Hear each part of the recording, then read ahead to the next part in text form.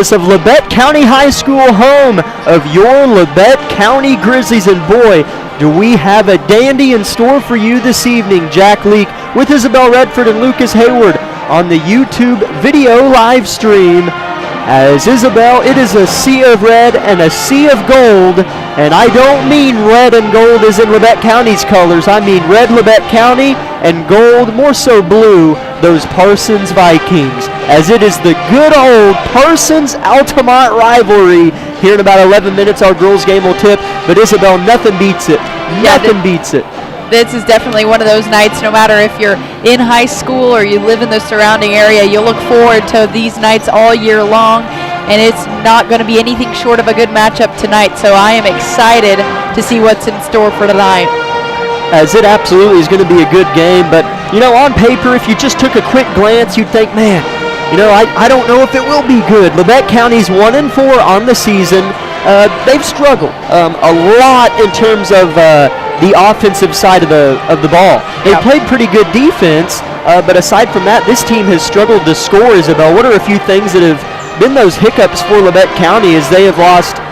They won the game against Collegiate here on this floor, and then you drop one to Circle, and then their last game they lost on this floor by 16 to Indy. What's gone wrong on the offensive end? Yeah, I mean, I think part of it has been, you know, they just haven't been able to have a good offensive production. They haven't been able to get anything going, which has been difficult. I mean, that's hard to win games, and we've seen that kind of, especially in the game at Circle and just some other things, including the one at Bonner Springs. But the other has just been kind of a little bit of lack of turnovers. Their defense hasn't been the problem, thankfully. They have played very well on defense. They've just been it's just been difficult to kind of convert that into points on the other side. So if they can minimize turnovers and get the offensive production, I think we're going to see them have a little bit more of a successful season. But right now, that's currently what is plaguing the Lady Grizzlies.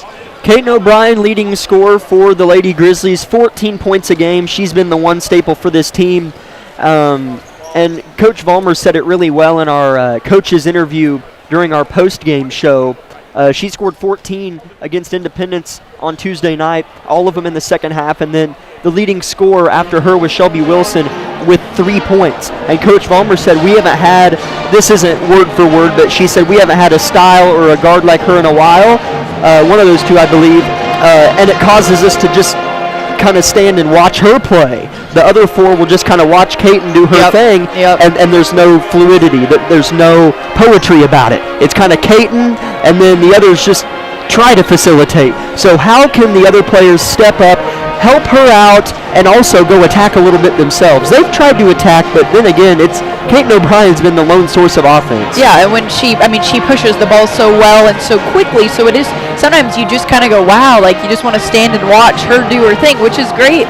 But when you're on the floor, you've got to be able to participate as well, and I think they have done a fairly good job of crashing the boards, but I think something that I think Coach Vollmer even kind of touched on a little bit is like making sure they know where they are in awareness of the court, and in case the lane isn't there for Kaiten, be out on an opposing wing or be in a position where she can kick out and pass it to them so they can continue the play or something like that, or they can go back and run a set offensive play or something like that, because it is true, when you've got somebody like her, that's a great weapon to have, but if you put all of your eggs in one basket or one player, that being O'Brien, then you lose so much, and I think that's where a lot of our offensive production has decreased, is because they just want to play through her, and you can't do that on every play, you can't do that on every game, and so hopefully Coach Vollmer's worked on with them in that in practice, because you can use her to your advantage, have her push the floor, have her, you know, draw all the girls to her, and then kick out, then make somebody else shoot. Because she's going to score, you know, her average every game. She's going to figure out a way to get to the basket herself.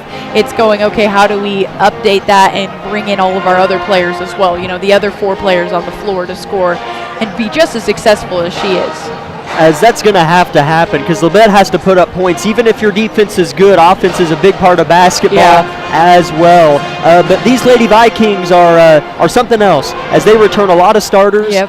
They did suffer their first loss of the season on Tuesday night, so the Lady Vikes are at 4-1 on the year, 0-1 in SEK play, just like Labette County, and SEK play is about the only thing that's important anymore now that it's gotten underway.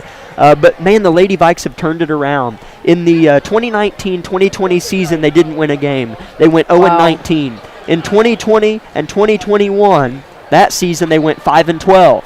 And then last season, they went 14-7. And then this year they're off to a 4-1 start. And a lot of those girls, or pardon me, some of their centerpieces were a part of that 5-12, were a part of last year's 14-7. And so they've kind of been through the guts of some below average seasons. 14-7 is pretty good, but 5-12, some of these girls have been a part of that. These upperclassmen that will see tonight, and so they're going to be ready to let it go. I mean, they're 4-1. They've got experience.